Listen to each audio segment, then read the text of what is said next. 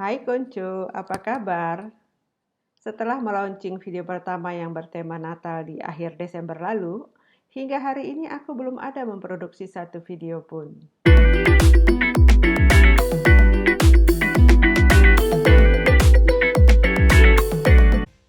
Rencana awal isi channel ini adalah, pertama, untuk tahap awal, satu video per minggu di akhir pekan dengan konten berita-berita internasional yang sedang hangat. Aku tidak akan menyentuh berita-berita atau isu dalam negeri, karena aku tahu aku cukup vokal dalam hal-hal tertentu dan aku tidak ingin berurusan dengan polisi karena pencemaran nama baik. Yang kedua, 1 kali atau 2 kali sebulan ada bincang-bincang dengan berbagai tokoh atau teman yang membahas masalah kehidupan sosial, pekerjaan, spiritual, dan lain-lain. Konsepnya adalah podcast. Rencana ini sudah kupikirkan matang-matang dan bagiku sangat menarik. Kenyataannya banyak hal yang membuat rencana tersebut hingga sekarang belum terwujud. Pemula seperti aku yang bermain solo, artinya all by myself. Batak tapi suaranya sangat untuk resik. Bagi yang belum kenal aku adalah banyak hal yang mengambang di permukaan. Artinya ya hanya sebatas permukaan saja, tidak ada kedalamannya apa-apa. Kuliah di Fakultas Kehutanan, kerja di dunia IT, hobi tulis-menulis, cita-cita jadi podcaster. Aku sudah merilis 3 buah novel dan banyak tulisan atau artikel di blog pribadi dan juga Koreta. 2 tahun ini aku tertarik pada dunia politik luar negeri, terutama Amerika Serikat. Santapan harianku adalah channel YouTube para politik komentator dari US dan UK. Karena bahasa asing yang kupahami hanya bahasa Inggris, jadi hanya US dan UK aja yang senantiasa kuplototin. Aku juga kecanduan mengikuti podcast politik mulai dari yang level raja seperti Joe Rogan hingga rakyat jelata seperti Unsafe Space.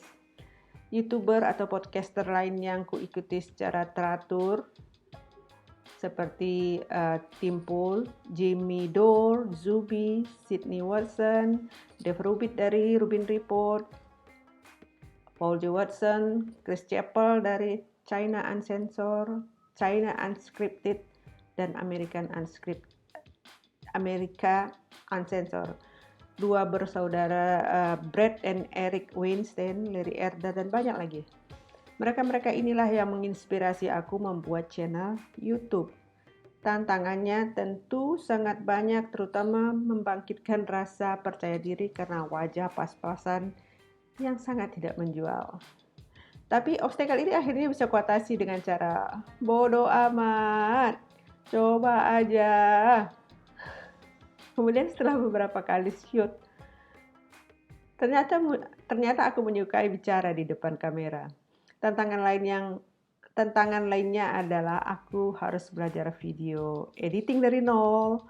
Ini cukup menyita waktu, saudara-saudara. Kemudian belajar bikin musik sendiri supaya tidak memakai musik orang lain yang bisa kena semprit hak cipta. Bikin animasi intro sendiri karena tidak punya budget untuk outsourcing ke orang lain. Beli peralatan studio yang paling murah karena itu pun sudah menguras saldo tabungan. Dan ternyata perjalanan bikin musik sendiri dan bikin animasi sendiri itu seperti terapi spiritual. Aku sangat menikmati kegiatan mengaransemen musik. Sekarang, kalau lagi bete atau jenuh atau kesel, aku buka aplikasi GarageBand di laptop dan setelah beberapa jam, boom, jadi beberapa musik instrumen yang mungkin suatu saat nanti bisa dipakai. Nah, setelah masalah teknis selesai, teratasi, muncul masalah fundamental, yaitu konten. Secara idealis, aku ingin sebagai komentator politik global. Tapi akhir-akhir ini, kondisi politik Amerika Serikat sangat mempengaruhi kebijakan platform semua sosial media. Ancaman di-ban hanya karena wrong thing atau berpikir salah menurut mereka. Lu bisa comply dengan semua aturan YouTube, Google, Twitter, Facebook, Instagram, dan lain-lain. Tapi bila menyakiti perasaan kelompok minoritas, channel lu bisa hilang dari platform. Atau paling tidak dimonetize. Artinya channel lu tidak dapat menghasilkan uang dari jumlah viewer. Isu-isu yang rentan kena dimonetize atau bahkan penghapusan channel adalah seperti kritik terhadap pelaksanaan Pilpres di Amerika baru-baru ini, mempertanyakan kebijakan yang berhubungan dengan COVID-19, kritik terhadap China Communist Party atau CCP, kritik terhadap gender ideology terutama transgender, kritik terhadap SJW kiri seperti Black Lives Matter dan Antifa. Semua isu-isu tersebut sangat riskan memberi rapor merah pada video atau bahkan channelnya. Banyak full-timer yang menjadikan YouTube sebagai sumber penghasilan utama didemonetize oleh YouTube. Kasihan, Mbak. Padahal isu-isu lampu merah tersebut yang sangat menarik bagiku.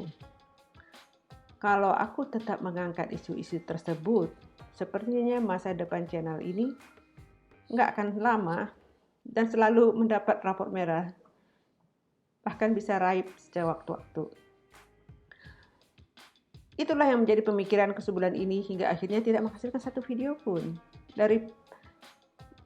Daripada menyesal tidak melakukan apa-apa, the show must go on. Aku putuskan akan tetap membuat video-video yang isinya menurutku menarik seperti The Great Reset, transgender, gender ideology, kritik race theory, panasnya pertarungan kelompok kiri dan kanan di US dan juga Eropa, sepak terjang China Communist Party yang mengusik negara-negara lain, juga perlakuan mereka terhadap minoritas dalam negerinya sendiri seperti terhadap Muslim Uyghur dan Mongolia dan isu-isu lainnya.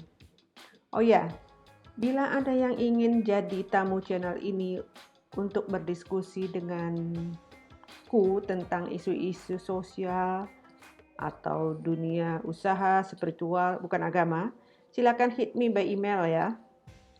Terima kasih sudah mendengarkan celotehanku. Mohon bantuannya untuk subscribe, like, dan jangan lupa tinggalkan kritik dan saran di kolom komen. Terima kasih dan salam sehat.